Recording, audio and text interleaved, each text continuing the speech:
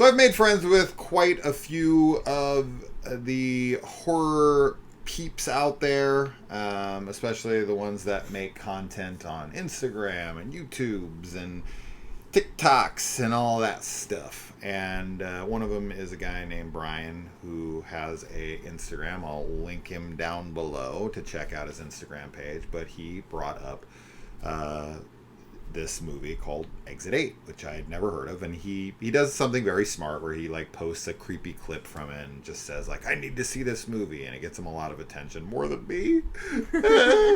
And yeah, this clip really got to me. I was like, whoa, this is cool. That's a really good like scene. And I was like, what is this? And then I found out that I had access to it. And so I watched about 10 minutes of it last night. And I was like, oh no, I can't. This is definitely a Kaylee movie as well. So I had to wait for her, and then we watched it today. Let's talk about it. So, yeah. Every year, there always seems to be at least one or two movies that come out that really cater to the kind of horror that I love. Right? It's very gimmicky horror, but I love this shit. And so many people don't. Yeah. And for some reason, these are the types of films that so many people hate, but I am like goo goo gaga head over heels with. And so when I saw what this was, because I didn't know from that clip that Brian had posted, that didn't give away any of the premise. Yeah. So I didn't know what to expect from the movie when I pressed play. And once it got to the gimmick, I was like, oh, I'm all in on this shit. So, yeah. If you want to know what the movie is about, I'm always a going blind kind of guy. But I highly recommend it for anyone who's into gimmicky horror. This is about a young man who gets off of a subway car. It's based on a video game, by the way. I don't know anything about this video game. I actually feel like I've seen this video game on like Steam before. Okay. But when my sister and I play like horror games on Steam, we always kind of buy, like if we buy a game, it's like the cheapest one possible. And I don't think this one was like a cheap game. And when I say cheap, I mean like $2 or $3 games. Sure. Like this might be like a $20 game for all I know, but I feel like I've seen it. I haven't played it. No, but I haven't I played can it. tell you this. Of all of the video game adaptations I've seen, I'd have to really sit down and think about this to make sure this is true. But off the top of my head, I will say that this felt like the most video game-esque adaptation maybe I've ever watched. Very, very video game feel in a cool way. Yes. I agree. So the first like 5 minutes is in POV, like you're playing a first-person video game, but then it drops that. Mm-hmm. But it's the way that the game or that the movie plays out that feels like you're in a game where you're having to solve puzzles. Yeah. And if you don't, you go back to the first level. That felt very, very, and then there's cutscenes like you would have in a video game, right? So the guy's down in the subway. He starts walking down these hallways to get out, to follow the exit, to exit 8. Mm-hmm. And when he comes around the corner, he realizes he is in a looped hallway. Yeah. He figures out the rules of the hallway by some means. I'll let you find that out in the movie. And he has to make a series of choices throughout to advance forward or be sent to the beginning. And that's done through changes. That's all I'll say. And you have to be hyper specific on these changes. So yeah, I love this. This is so my kind of movie. A lot of like metaphors laced throughout as well. A lot to take from it. A good conversation starter after.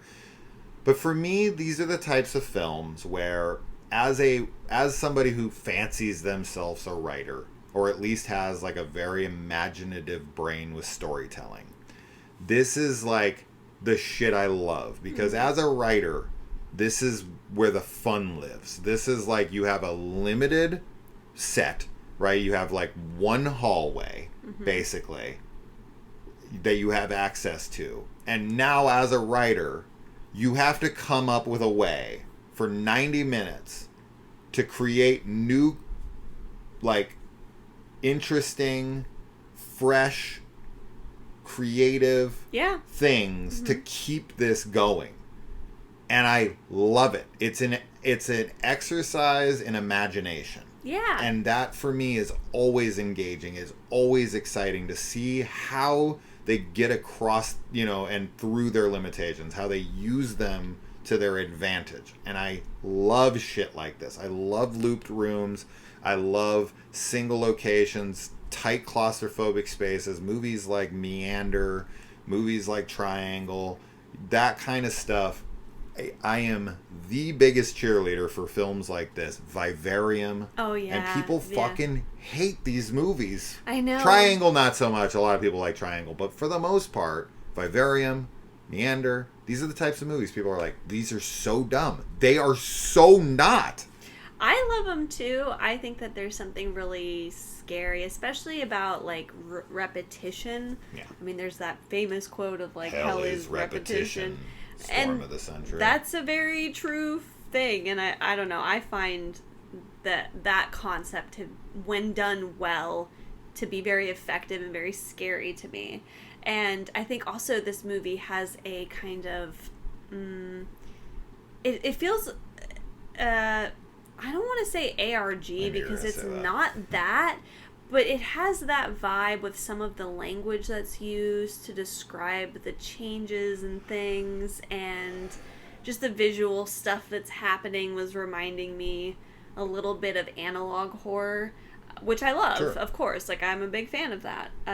And yeah, I thought you love liminal spaces. Yes, this is very much a liminal space. This is probably the closest thing I've seen to the back rooms in a movie. Yeah, it feels like it's same universe. Like, I love that. I like the liminal, creepy space that's, backrooms-esque. I think that's one of the cooler ideas that has come out of the internet horror. Yeah. And I'm very excited for the Backrooms movie, obviously. Yeah. Next year, I think. Yeah, which is crazy. It's very crazy. But this was cool. I thought this was a really cool film. I really liked our lead actor. Yeah. I thought he did a great job, and there's other performances from other characters, from everybody else. I also quite liked The Walking Man. Creepy fuck. Good stuff. Really creepy. And yeah, as you said, it's the type of movie where you're sort of right there with the character, being like, okay, we got the rules. Like, now we gotta, how do we, like, solve this? You didn't see that! Yeah. You didn't see that! We were very much doing that the whole time, where we're like, no, bro, turn, no, don't do it. Like, and I thought that was really fun. Oh, we got into a big debate over whether or not to take something. Oh yeah, you were like, I was like, no way. Are and you I kidding was like, me? yes, and I was wrong. Yeah. At least I think so. I knew you were wrong. I don't know, actually. You were wrong. I probably was. You were wrong. I probably was. But this movie, you don't know. And I love how it ends. I was very nervous for a second that they weren't going to do what they did. But then they did, and I was like, yes. Yeah, great ending. Hell yes, great because ending. this kind of rounds out the metaphor. It also kind of was reminding me a little bit of Silent Hill. Like... Okay, yeah. In certain ways, for sure. It's, I'll just say that. Anyway, I want to play the game. Yeah, I do too. I'm super curious on if this is how it is. I'm assuming this is just very similar to how the game is. Which is cool, because I'm all about this kind of stuff. My thought is that the game probably doesn't have, like, your character probably doesn't have a backstory the way our main character does.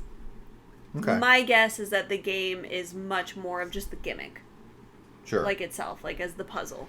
Which is fine. I think those kinds of games are totally fine to play. But yeah, I'm guessing that the backstory and like the more narrative aspect is added to the film. Most similar game I've played to this is Superliminal. My sister and I played one recently that I can't really talk about it because it kind of gives away what the film is about, but it's very similar, which I'll tell you about after. I totally don't remember the name of it, but it was like a really cheap game that we bought.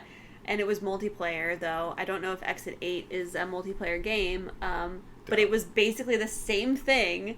Yeah. And my sister and I were going through being like, pay attention! Sure. Yeah. Because that's like the main thing. So, yeah.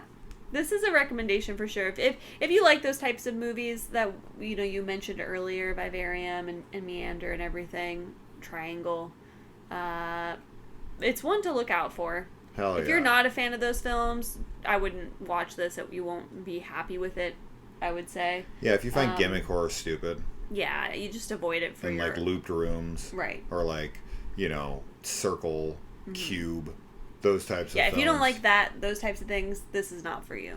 But if it sounds interesting and you are a fan of those other films or just are curious about this kind of a film, I think it's one to check out. I fucking live for these movies. Yeah. This is what I'm looking for every year. This is the type of shit I wish half the movies I watched every year were like this. This is so up my alley. I don't know what it is about it, but it's the most comforting shit of all time for me. The like real gimmicky, really like imaginative films. I do not understand why people think these are dumb. They are so beyond not dumb. But then they'll praise like Friday the 13th. I know. Which I love Friday the 13th, but that shit's dumb. That's just literally kids going out into the fucking woods and fucking and then getting killed. There's nothing intelligent about those films. But they'll praise those to the high heavens, and then they'll watch these and be like, these are dumb. Sure. Maybe you're just fucking dumb.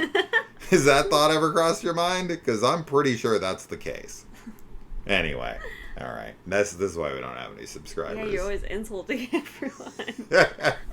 Well, we don't want dumbasses on the channel anyway. So people can have 1 million subscribers, and half of them are dumbasses. Can also have an opinion. I'm gonna have 0 dumbasses.